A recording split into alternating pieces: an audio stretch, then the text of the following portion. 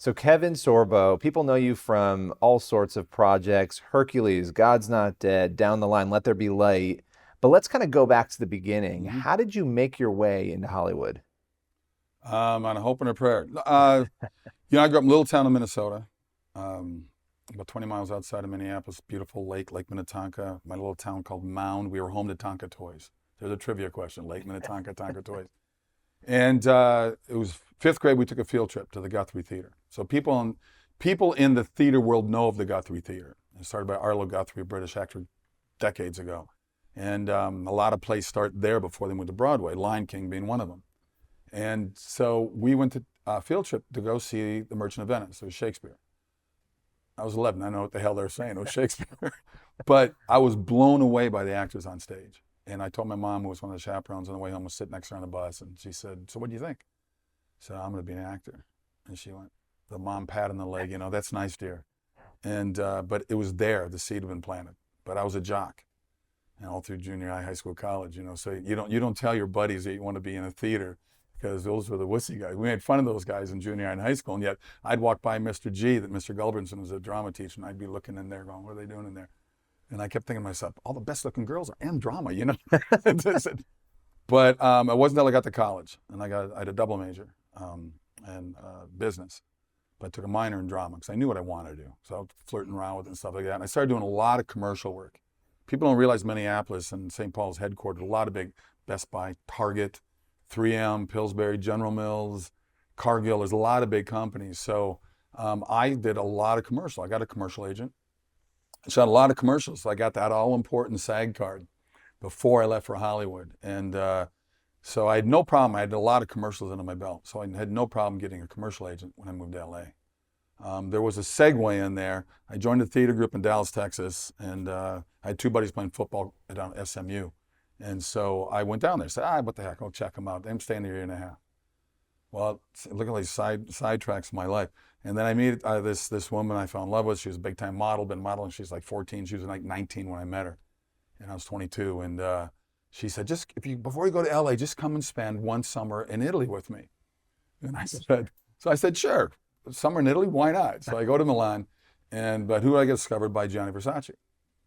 And Versace puts me in some of his shows, and all of a sudden I sign with an agency. I'm starting doing all these commercials. So now you're modeling. I'm modeling. It's something I wrote. I wasn't planning on going down because I'm 6'3". I was 225 back then. I was big. All these other model guys were 5'9". There were 40 regulars. I'm a 46 long, 38 regulars. And so, but I got all athletic stuff. So Germany absolutely loved me. So I used to work like crazy in Munich, and I shot 20. I ended up spending 3 months turned into 3.5 years. Wow. I lived in Milan, lived in Paris, lived in London, lived in Zurich. Did the acting dream still kind of persist in the back of your Yeah. mind? Well, when I was in Munich, we were there a year and a half. I formed a theater group, and we put on English-speaking plays when we were there, because my goal was still there. And I formed a 9-team basketball league as well, because I love hoops, played in college. And so I stayed very busy there, had a blast doing it. And then it just got to a point I said, okay, I'm done. I've taken 5 years out of my life. I'm almost 27. I said, I got to move to LA. I got to LA. So I sent all my tapes. At this point, I had about 40 commercials in the bag. So I had no problem getting a commercial agent. And it was really a personality test. I found out, you can't go online back in the 80s, but I found out through, the grapevine, these are the 3 best commercial agents. They all wanted to sign me because I already had the tapes and had the SAG card. So over the phone in Munich, I decided the one I wanted to go with. I get back home for Christmas time, and I get a call, and they say, "We got a client that saw your tape. You're already down the last 3 guys, but they want to meet you in person before they book you." And I wasn't planning to go to LA that quickly, but they said, "No, it's a big job. It pays very well. International commercial. And if it goes, they'll re-up it every year." And I said, okay. So I load up the beat up car, put all my life in there, said goodbye to my parents. I drive to LA, didn't have a place, so I stayed at the assistant of my agent's best friend's place in Santa Monica. So I rented a little room in there. I'm in LA 3 days. I meet these clients. I book it. Shoots in Sydney, Australia. So I go to Sydney. I'm on a plane within a week to Sydney, Australia. I shoot this commercial for 10 days, and I went, Balls wanted to come here. So I stayed for 8 months. Wow. I did 2 plays and shot 7 commercials in 8 months. Lived on Bondi Beach. If people remember the 2000 Olympics, I lived right on the beach that had the volleyball for the Olympics. And it was a great apartment. The beach was right there. It was just, I loved it being in Australia. It was awesome. And my agent goes, when I called my agent and said, I'm staying, they flipped out. You just got here. And I said, I know, but I've always wanted, I wrote a book report in this place when I was 12. I wanted to be I'm staying. here. I want to see a koala. Then I finally go to LA. And everybody's an actor. So you can find out what acting classes to take, what not to take. And I said, I want to take the ones, because my dad was a school teacher, mom's nurse, but stay-at-home mom with 5 kids. I'm the 4th of 5. And my dad always said to all of us, go after what makes you uncomfortable. You'll grow with that. And I used to caddy in college. I used to caddy at this private country club. And he goes, we didn't have any money. I had a teacher's salary, 5 kids. And, I closed my hand-me-downs to my brothers. I had a paper out 7 years. And so, I learned about working hard. 6 days a week, I'm getting up at 4:30 in the morning, delivering 80 newspapers in Minnesota winters at 20 below zero. But I learned the value of hard work from my parents. So I studied with 3 different coaches over 6 years, 2 years with each one. My last coach was Roy London, who's since passed away. But in that class was Brad Pitt, Matthew Perry, Charlotte Ross. There was just amazing people in this class. And this is before any of our career really took off. I remember seeing Matthew Perry, rest in peace, do a scene. And I looked at Brad and I said, dude, this guy should be in a sitcom. His timing was so good. Well, a year later, he's on Friends, right? So, really, that was kind of the road to get me to there, to get my first big break, obviously, with Hercules. But I can tell the story of that if you want to hear that, too. Well, what was the point for you where you realized, okay, this is going from a dream to a reality. This is something that is going to be big in my life. I realized how fortunate I was, but one of my best friends, Mark, that I've known since we were 2.5 years old. Wow. His dad was a teacher. Mine was. We lived right across the street. We played football, basketball, baseball. All of us played the sports through school together. He said, Sorbs, remember, you're a business major. It's called show business, not show. And I've always remember that. So I went out there and I treated it like a business. I was on top of my agents. I got the breakdown service where through the fax, I would get all the information of okay, these are what they're filming right now. This is what they're looking for. And I'd call my agent, hey, why am I not for this role? I bugged them. So I'm bugging them. I know I bugged them. They go, Kevin, I got 100 other clients. I said, do you think those clients give a crap about me? Right. You care about I said, let me get in the door and get rejected. Let me have the chance to get rejected. That's really what my mentality was. And I was one of the few guys I know in Hollywood that never had to bartend or sell cars or wait tables. Never had to. I was very fortunate. I shot over 150 commercials in my life. Wow. Yeah, I stayed very busy. And it was, I got lucky. I met a guy within the first couple of months living in Santa Monica that owned 3 buildings in Santa Monica apartment complexes. So I got in at rent control.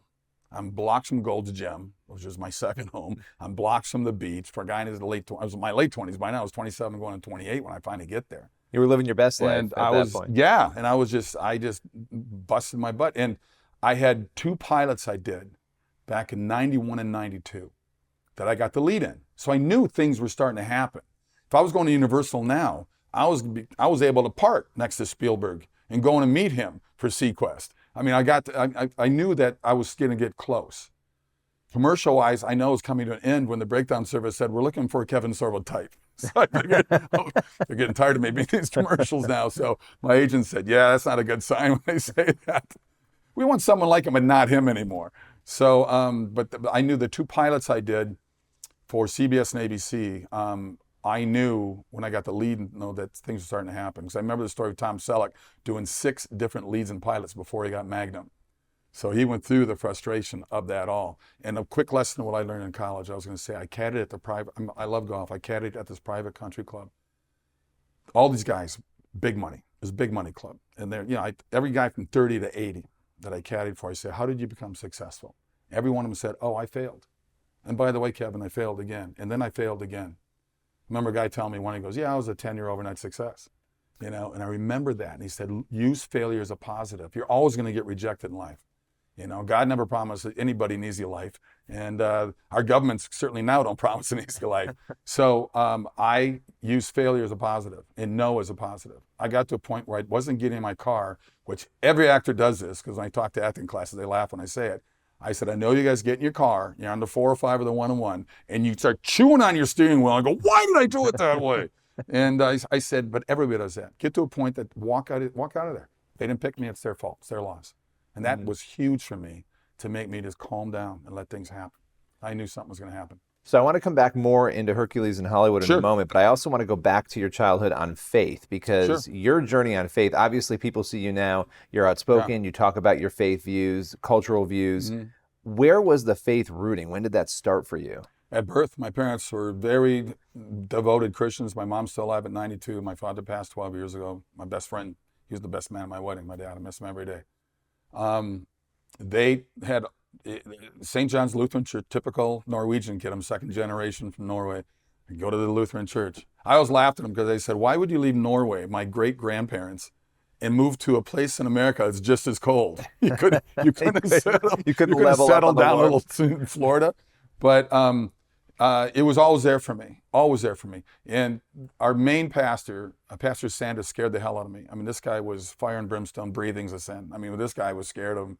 And it wasn't until Pastor Lee came along. Everything with him, we had a place called The Room. The Room was, it was two classes separated by a curtain. They would open it up. We had all beat up old couches and, chairs and stuff. And it was all for the teenagers. It was all for 13 to 17-year-olds of the church. And Wednesday nights was The Room, starting at 8 o'clock, 8 to 10. And we'd hang out. He would tell stories, but he'd bring the Bible into our current world. It wasn't like, let's go back to that, and but he would bring those stories into how it affects us in today's world. And he was just really cool. And when I was 13, we took a field trip to the St. Paul Fairgrounds with the Reverend Billy Graham. I told this story in the Larry King Show, by the way.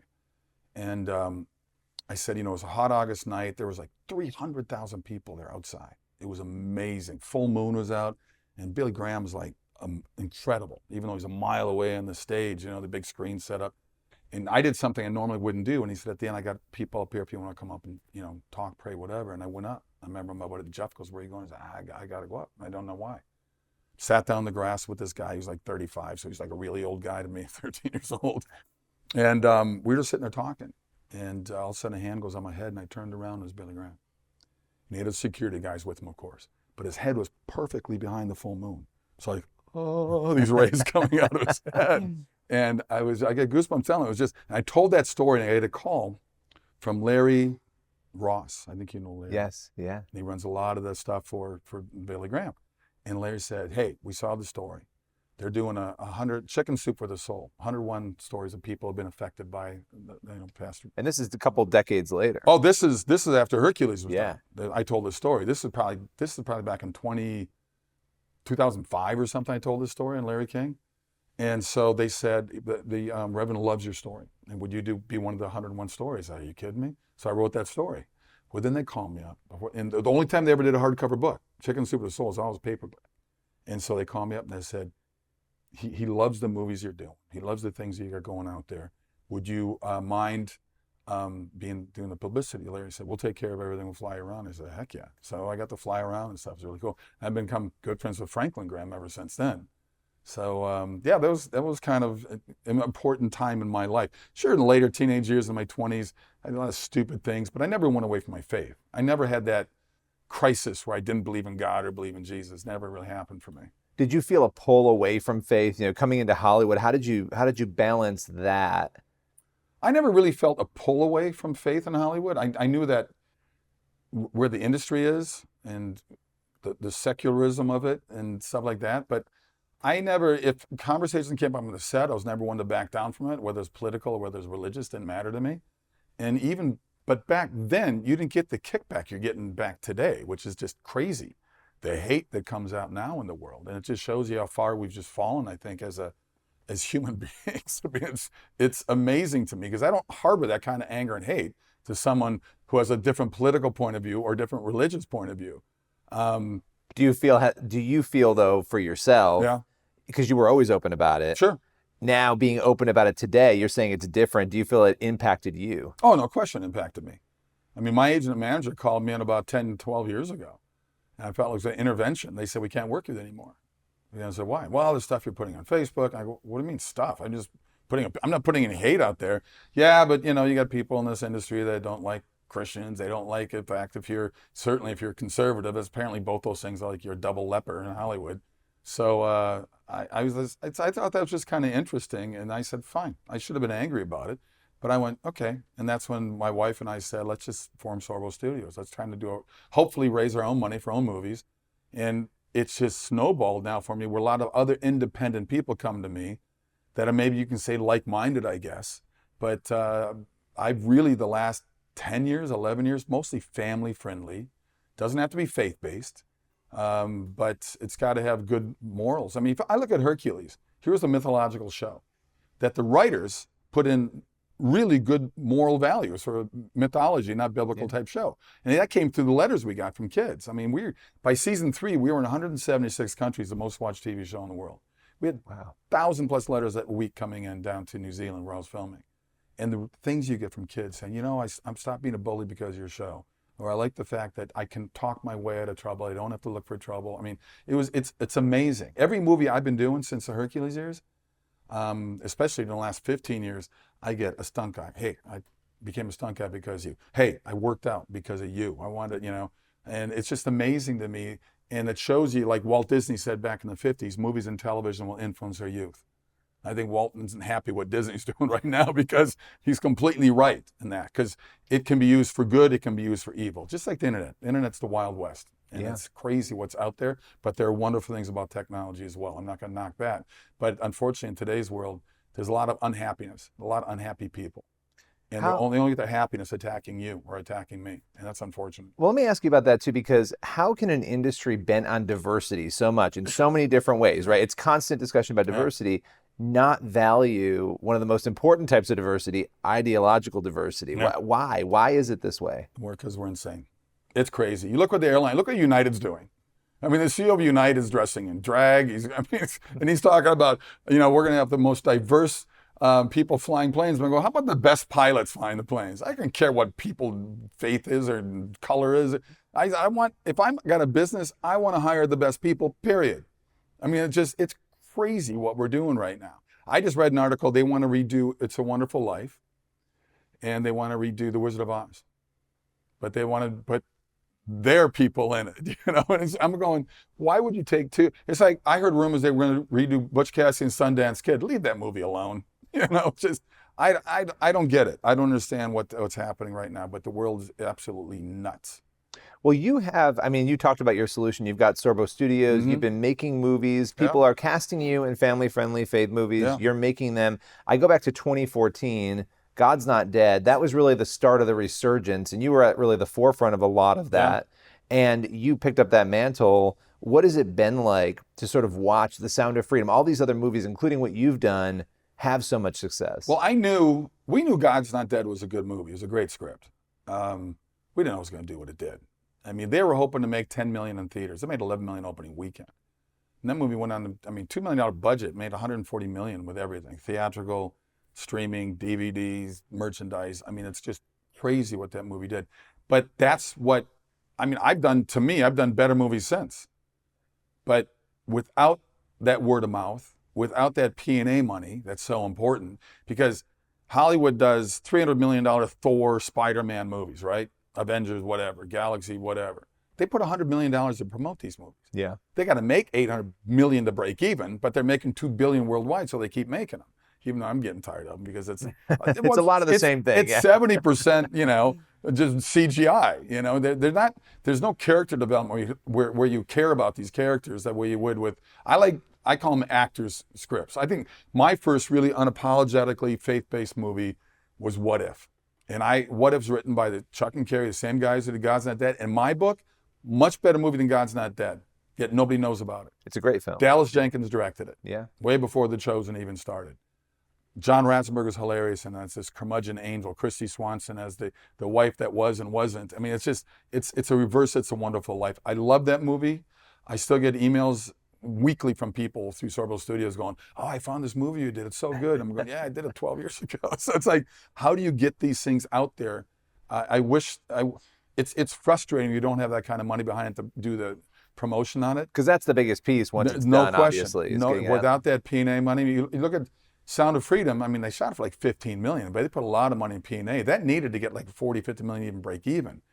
But they got the best press possible when Hollywood came out and started bashing it. Yes, it helped. Hollywood was basically saying, well, we're for trafficking sex kids. We want sex with 7-year-old It was kids. a very strange reaction. It was a weird reaction. The attacks on that. So everybody on both sides of the political aisle, the majority of people are against sex trafficking children. Right. So they said, well, screw you, Hollywood. We're all going to go see the movie. So it was the best advertising possible. It was. I mean, what do you think that shows, that these movies, when you do put publicity and money behind them, that they perform, and yet Hollywood has ignored them for so long?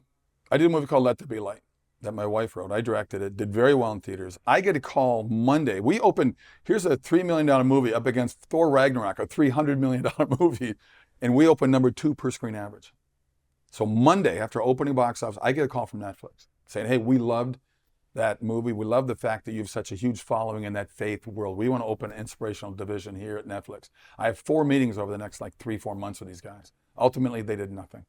And I look at it, in my last meeting, I looked at this room of 12 very powerful people from Netflix and said, I don't get it, why your ideology is so hateful towards someone like me, being a Christian conservative.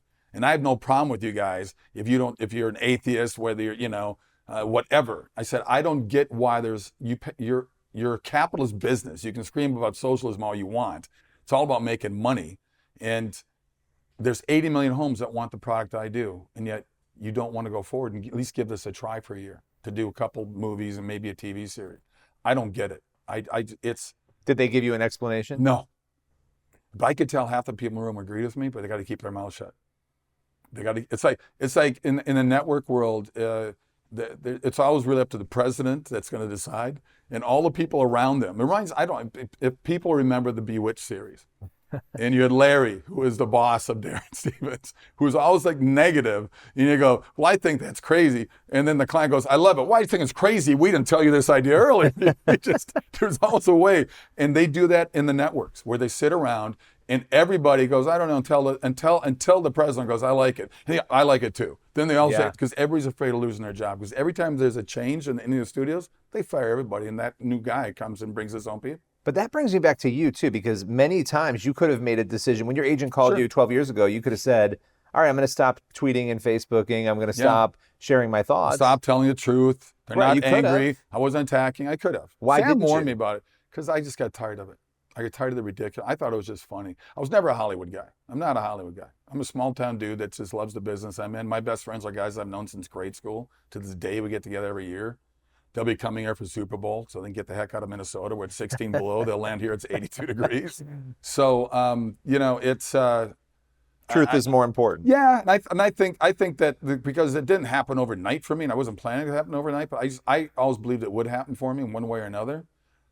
It sucks that I can't be up for anything on networks or cable anymore. They have that much hate, they don't want to work with me. And it cracks me up. John Schneider's got the same story. Dean Cain, all these guys, because they speak up and they're not afraid to speak up. Yeah, just doesn't seem very diverse to me. So it's not. Well, it's politics and everything. It really is, and it's unfortunate. But I don't know. I've had people say that they wouldn't work with me because I'm a Christian or even a conservative. They've openly said that. Oh yeah. Oh yeah. I had a couple movies that these people. Kevin's. Oh, I'm not going to be in that movie. But being canceled doesn't bother you because you're out there doing your own thing now. Doing my own thing. And creating content that people love. One other thing I want to ask you about. Well, I'm doing movies that have love and hope and, faith and freedom and laughter. I mean, who wants to watch that? I remember Glenn Beck used to say, stories of hope and courage where the good guys win. That was sort of his framing of this kind of content. And it's powerful. Now, you also have been very open. You wrote a book years ago about your experience. You had a near-death experience and really serious aneurysm, strokes. Yeah. Let's just talk a little bit about that. Take us through what happened. It was into season 5 on Hercules. I was doing 90% of my own stunts because my ego said that I could, and I absolutely loved it though. My stunt guys were awesome. They all went on to work on Lord of the Rings and all these Spider-Man and Aquaman and stuff. These guys were phenomenal. My whole crew from Andromeda, from Hercules down in New Zealand went on to work on all those Lord of the Ring movies and Hobbits. And it was into season 5, my arm was killing me. I couldn't figure what was going on. It's come back to the States, and I was doing publicity on Cull the Conqueror, my first big budget movie, a $30 million movie for Universal that we shot in Slovakia and Croatia. And Cull is the father of Conan in the book series. And so I'm on Letterman on talk shows. I'm up in Boston doing a bunch of local television and radios there. And this arm felt like it was on fire. I could barely lift it up. It was killing me. They sent a doctor to my hotel room. His name was Dr. Dye. So D-Y-E, but still I would change your bloody name to your mother's maiden name. I don't care. And so he says, you better get it checked out. I think it's cardiovascular. So I get back to see my doctor in LA, finds a lump way up here in my left subclavicle, and he says, we got to do a biopsy on that. That kind of freaked me out. Before the biopsy, I went to see my chiropractor in Santa Monica. I've been seeing him 8 years. And I'm laying on the table, a voice in my head says, don't let him crack your neck. What's weird, he's never cracked my neck. So why is his voice? Don't let him crack your neck. He's this voice in my head. Have you ever experienced a voice like that before? No. I have. But I think people call it a gut feeling or something. Don't walk down that alley at 3 in the morning, and then you walk this way. And I'm going, that's weird. He's never cracked my neck because I don't like my neck cracked. Any new chiropractor, I tell him, the first thing I say before consultation, never crack my neck. Why? Because I don't like it. Just don't do it. Okay. Don't let him crack your neck. And I'm arguing with the voice. Why he cracks my neck? But that ended up being an aneurysm that for months been spitting blood clots down my arm, suffocating the flow into my hand and my fingers. That's why everything was just hurting weird. That crack, because it was so close to the artery feeding the brain, I suffered 4 strokes. Spent the next 4 months learning how to walk again, learning to balance again, learning how to talk again. I still have a 10% loss of vision in both eyes, so most of that has come back. Wow. It took me 3 years to fully recover. Didn't want to write the book. My wife bugged me to write the book. She goes, Kevin, you don't realize you're playing Hercules. You were 6'3", 225. Strongest guy in the world. Body fat. You were in great shape. And you still got sick. And something that could have killed you immediately or put you in a wheelchair the rest of your life. And so I wrote the book. It's called True Strength, My Journey from Hercules, a Mere Mortal, How Nearly Dying Saved My Life. Well, all of a sudden I'm going out and I'm doing all these book signings. And then people read the book. Hey, would you come speak to this group of doctors or group of nurses or the medical field? Because it was, dealt with that. But my faith is in there and my history, my life is in there. And then they said, well, you're conservative. Would you speak at this group? Oh, by the way, you're a Christian. Are you pro-life? I said, of course I'm pro-life. So most of speaking, I do about 15 speaking events a year. Half are pro-life events now. Wow. And it's been a total godsend, something I never thought would happen. I mean, it opened up a whole different avenue to me to do public speaking. Something was never on my agenda. I just wanted to act and direct. And sharing your faith in ways you never would have. But now it's been incredible. And Sam and I did a follow-up book 2 years ago called True Faith, which deals with everything we had to go through as well as a couple, when the couples can relate, because nothing's ever perfect.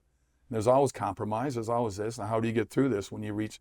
So really, the whole book is really about the obstacles we hit in life, because like we said, God never promised anybody a perfect life.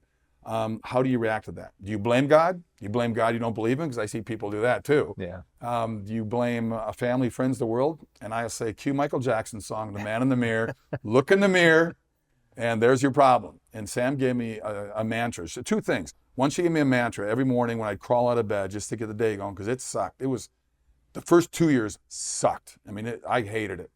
And I think her and my strong will and my faith helped me get through. But she said, look in the mirror and say, I'm getting better, I'm getting stronger, and say it out loud till you believe it for the day. Second thing was, whenever I got down, the New York or Pittsburgh girl that I married would say, Kevin, it happened, what are you going to do about it? And you're right. You can whine and cry, or you can do something about it. So I did 10 times more than what the physiotherapist, doctors told me to do in my recovery. I pushed myself to get better, and I did so much more. But you would never know. I mean, I still have balance issues that most people wouldn't be able to see. I see it, and I can feel it, and I know it. I get dizzy spells now and then. But it sucked. It sucked. The last 2 years of Hercules sucked for me, and I loved being on that show. The first 5 years were the best of my life in terms of just the fun, and all of a sudden I could barely be on the set anymore. I went from a 14-hour workday to 1 hour a day just to let's shoot Kevin really quick, a couple scenes. So we shot 10-day episodes, so I would be in 20 scenes still. We did a lot of stunt casting, but it was still like try to keep the show going. Yeah, well, I love that. And what a legacy, right? That your career's taken this direction and you're inspiring people in this way. Appreciate you joining us today. My pleasure. It's good to see you again. All right.